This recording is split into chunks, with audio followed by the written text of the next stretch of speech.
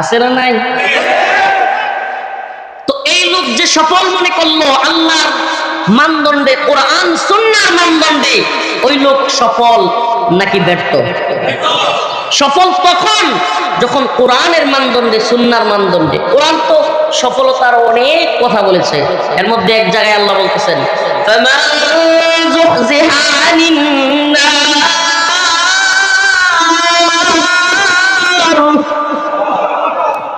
وأدخل الجنة فقد فاز وما الحياة الدنيا إلا متاع الغرور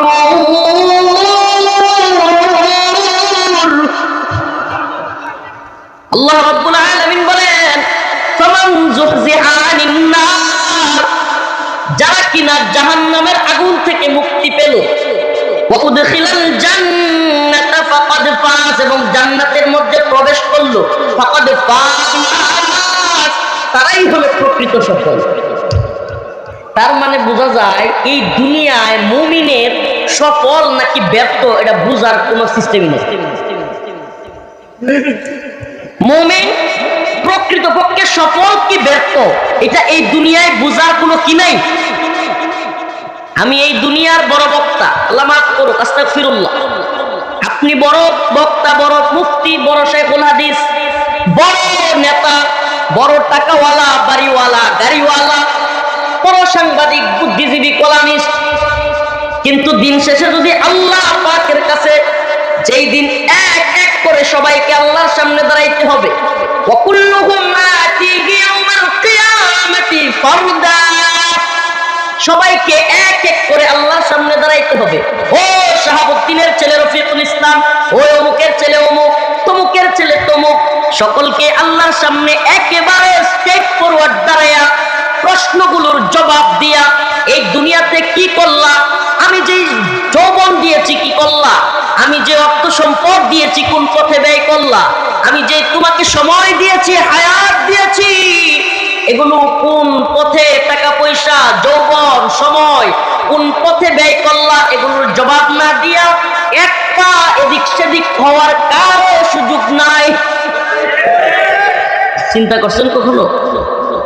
planning তো খালি যার ব্যবসা আছে আরেকটু ব্যবসাটাকে কেমনে বড় করব, যে চাকরি করে আরেকটু কিভাবে উন্নতি করা যায়, আরেকটু চাকরির মধ্যে কিভাবে প্রমোশন লওয়া যায়, ঘুষ দিয়া হোক, টাকা দিয়া হোক, বসেরে খুশি কইরা হোক, বসেরে তেল মাইরা হোক, সত্য মিথ্যা জালেম বস হইলেও না না বস আপনি খুব ভালো মানুষ, যেমনে মন চায় এমনি হোক, একটু প্রমোশনের আশায়, একটু টাকা পয়সা ইনকামের আশায়, একটু যশ খ্যাতির আশায়, একটু সুখে থাকার আশায় যা মন চায় আমরা তাই করতেছি। নাউজুবিল্লাহ।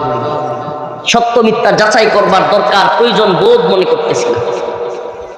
মনে করতেছি আমি যে স্টেজে আছি এই স্টেজ থেকে একটু উপরে উঠতে পারলে আমি সফল। আমি আপনাদের কাছে প্রশ্ন রাখতে চাই, ও গাজীপুরবাসী, যে কিনা বিভিন্ন গার্মেন্টস সোয়েটারে চাকরি করেন, কিংবা ছোট্ট ব্যবসা করেন, কিংবা সাধারণ কোনো জব করেন, কোটি কোটি টাকা নাই, সে চিন্তা করতেছেন কোটি টাকা হইলেই মনে হয় সফল হবেন। আমি বলি ভাই, কোটি টাকাওয়ালা হয়ে তারপরে সফল কি ব্যর্থ এটা দেখবার দরকার নাই, কোটিপতিদের দিকে দেখে, একটু কোটিপতিদেরকে দেখে। যারা ধনী আছে এরা রাগ করবে বললে, বেশিরভাগ কোটিপতি দেখবেন স্ত্রী কথা শুনতেছে না, সন্তান কথা শুনতেছে না, ঘরের কাজের লিস্ট পর্যন্ত কথা শুনতেছে না। কি সফলতা ভাই? কোন সফলতা? কোটি কোটি টাকার মালিক, মনের মধ্যে প্রশান্তি নাই, ঠিক মতো ঘুমাইতে পারে না, রাত্রে ট্যাবলেট খায় ঘুমের, তারপরে ঘুম হয় না। খাওয়া দাওয়ার মধ্যে এটার মধ্যে নিষেধাজ্ঞা, ওইটার মধ্যে নিষেধাজ্ঞা, এটা খাইতে পারে না, ওইটা খাইতে পারে না, ডাক্তারের নিষেধ, অভাব। প্রিয় ভাইরা আমার, তাইলে সফলতা এই জিনিসটা আমরা যেভাবে মনে করি, আমরা আমাদের এই পশ্চিমা দর্শন, এই পুঁজিবাদী বিশ্ব ব্যবস্থা আমাদের চোখে যে চশমা পরাইয়া দিছে, এই চশমা দিয়ে আমরা দেখি লক্ষ টাকার চাকরি, ভালো একটা বাড়ি, গাজীপুরে যদি একটা নিজস্ব জায়গা থাকে, উরি বাপ, তাইলে আর ঠেকায় কি? এরপরে হইলো যদি ছেলে মেয়েটাকে ভালো প্রতিষ্ঠিত, মানে প্রতিষ্ঠিত এটাও আমরা যেভাবে দেখি, নামাজ রোজার দরকার নাই, নাউজুবিল্লাহ, আল্লাহর কাজের দরকার নাই, সে যদি চাকরি পায় আর সে যদি ভালো একটা জব করে, ভালো একটা বিয়ে করাইতে পারি, তাইলেই মনে করি আমি প্রতিষ্ঠিত। আমি কোন প্রতিষ্ঠিত করলাম আমার সন্তানকে, যে সন্তান জাহান্নামে যাবে? আস্তাগফিরুল্লাহ। আরে ভাই, আপনি যে সন্তানকে লালন পালন করতেছেন, বড় করতেছেন, নিজের কেরিয়ার, সন্তানের কেরিয়ার সবকিছু চিন্তা করতেছেন, এই ছেলেটা, এই মেয়েটা আগামীকালকে মারা যাবে না, এটার গ্যারান্টি আপনাকে কে দিবে? আমার কথা কি বুঝতেছেন না, নাকি বুঝাইতে পারতেছি না? আপনি যেটাকে সফলতার মানদণ্ড নির্ধারণ করেছেন, আপনি যেটাকে সফল ভাবতেছেন, আপনি সেই সফলতার মানদণ্ডে উন্নীত হওয়ার জন্য হালাল হারাম বাছ বিচার করতেছেন না, যেভাবে মন চাই চলতেছেন। দিন শেষে আপনি যার জন্য করতেছেন, ওই সন্তান কিংবা আপনি নিজে কয়দিন বাঁচবেন, এটার কোনো গ্যারান্টি আছে?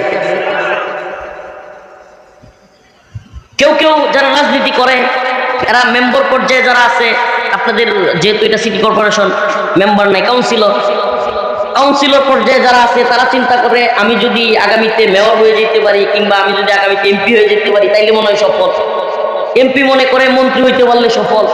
এইভাবেই তো সব সফলতা, সিঁড়ি বেয়ে উপরে ওঠা, দুনিয়াবি দিক থেকে এই হাইসিয়তকে, এই অবস্থানকে সফলতার মানদণ্ড ধরে যা মন চাই তা। যেমন চাই তা কি?